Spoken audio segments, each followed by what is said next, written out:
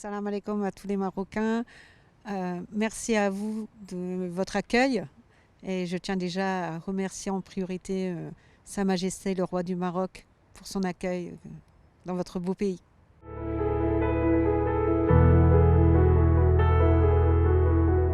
Je suis Laurence, je suis 5 fois championne de France, 3 fois championne d'Europe et vice-championne du monde de parachutisme en étant en situation de handicap moteur.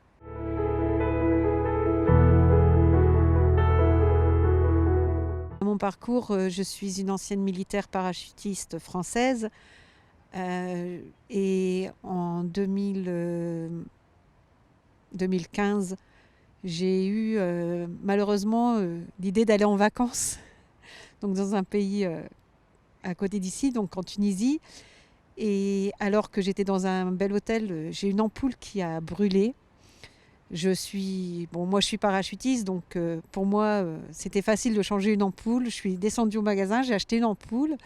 Je suis montée sur une chaise pour changer l'ampoule. Malheureusement, la chaise a basculé et je suis tombée, je me suis blessée. Je me suis cassé la colonne vertébrale. Je suis donc paraplégique. Mais bon, c'est pas grave. J'ai envie de dire la vie continue et grâce à mon handicap, j'ai réussi à rebondir et puis à faire en sorte que je puisse m'épanouir toujours dans mon sport qui est le parachutisme.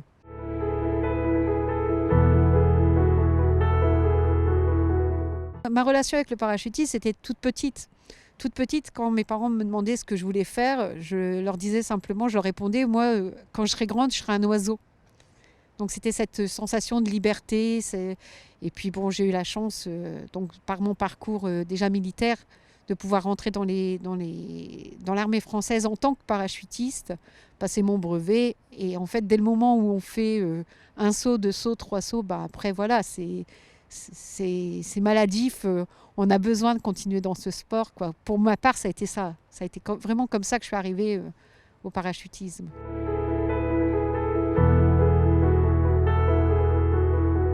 Premier saut, on ne sait pas en fait ce qui se passe, on ne sait pas ce qu'on fait. Donc je vais dire, c'était de l'excitation, beaucoup d'excitation.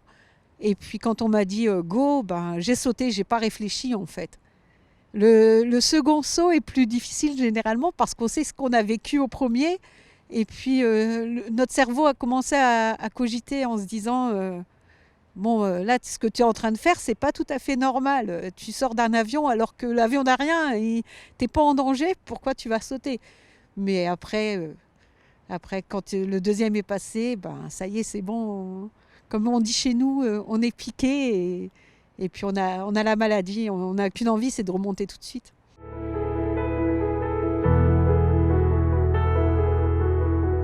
En tant que femme, c'est déjà se faire accepter. De se faire accepter dans un monde surtout d'hommes. Bon, maintenant, c'est vrai qu'à l'heure actuelle, le parachutisme s'est beaucoup développé, donc il y a énormément de femmes qui pratiquent, et même en haut niveau. Mais bon, c'est un monde aussi qui est très, très, très bien, le parachutisme, parce que les gens acceptent facilement, et même en situation de handicap, on est accepté, on n'est pas mis de côté, on est vraiment inclus dans la vie du paraclub, et c'est ça qui est beau dans ce sport.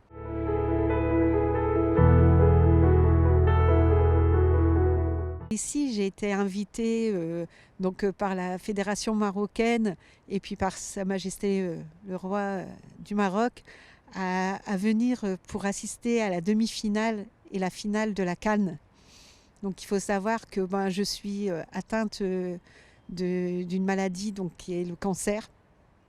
J'ai un cancer qui est généralisé et chez nous en France, les médecins me donnaient pas très longtemps à vivre. Donc je sais que j'ai...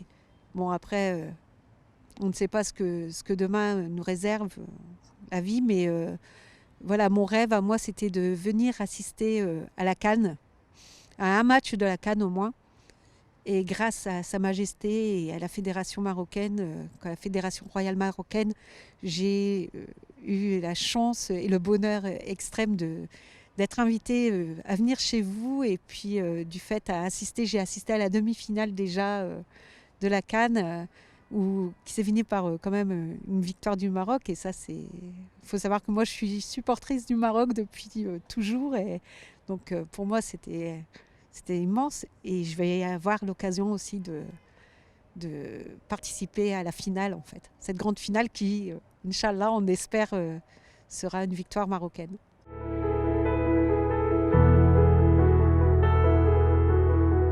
C'est vrai que je suis touchée parce que j'ai pas. Enfin, pour moi, c'était un rêve déjà. En plus, depuis que je suis ici, je vis des choses extraordinaires. Je veux dire, ce matin, j'ai eu l'occasion de rencontrer, donc d'aller à l'hôpital pour enfants de Rabat. Et j'ai eu l'occasion de rencontrer une association qui œuvre pour les enfants hospitalisés, qui sont les amis des enfants. Alors, les amis des enfants de l'hôpital. Je pense que je dois faire une erreur dans leur nom, mais ils m'en voudront pas, j'espère.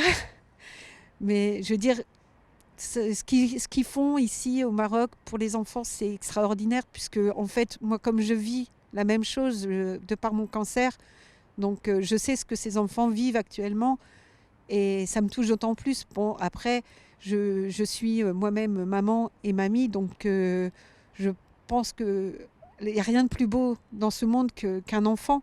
Et un enfant qui sourit, ben voilà, c'est la plus belle image qu'on puisse avoir. Et d'ailleurs, si vous me permettez, j'aimerais bien passer un petit message aux enfants pour leur dire si vous avez un rêve, si les enfants ont un rêve, ben il faut jamais renoncer à ses rêves, en fait. Peu importe ce qui nous arrive dans la vie, qu'on soit en bonne santé, mais qu'on ne l'ait plus, qu'on ait des problèmes de santé, qu'on ait un problème de handicap, tous les rêves méritent d'être vécus à fond. Et quand on s'en donne la peine, on peut tout réussir.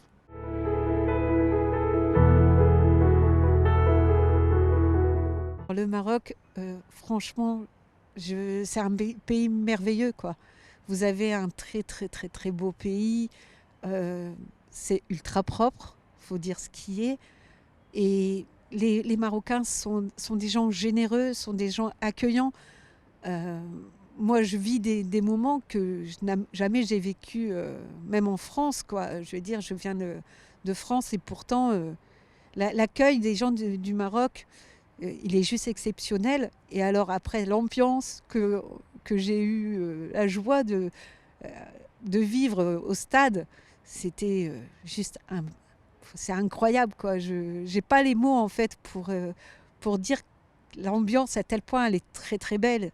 Et de nouveau, je remercie, et franchement, du plus profond de mon cœur, je remercie vraiment Sa Majesté et la Fédération royale marocaine pour m'avoir fait cet excellent cadeau.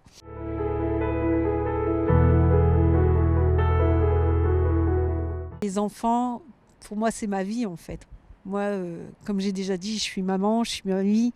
Donc moi, les enfants, on fait énormément de conférences dans les écoles en France et un peu partout dans le monde. Et les enfants, il faut savoir que les enfants d'aujourd'hui seront les décideurs de demain. Donc si on éduque nos enfants à la bienveillance, à tout style de handicap, parce que, eh ben, ils ne verront plus la différence.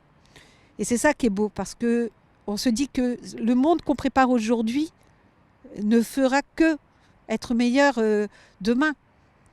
Et c'est ça la beauté. C'est pour ça que les enfants, il faut vraiment les protéger. Les enfants sont des êtres merveilleux et qui n'ont pas de filtre. Et c'est ça aussi qui est beau, parce qu'un enfant, s'il a envie de vous demander, ben voilà, pourquoi tu es en fauteuil roulant, il va vous le demander direct. Il va pas prendre voilà, il va pas chercher des mots compliqués, il va pas se prendre la tête.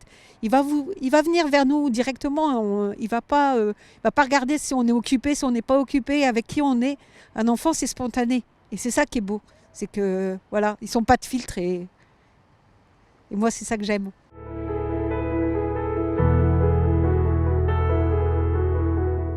Déjà, barakallahu fikoum à tout le monde pour votre accueil.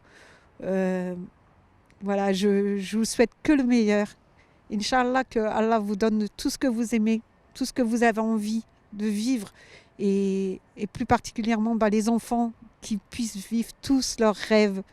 C'est vraiment le message que je veux leur donner. Et puis, Voilà, qu'on ne fasse pas de différence entre les enfants, qu'ils soient en situation de handicap ou qu'ils soient valides. Ce sont tous des enfants qui méritent d'être aimés. C'est ça surtout, et qu'ils n'abandonnent pas leurs rêves, parce que c'est ce qui fera leur monde de demain.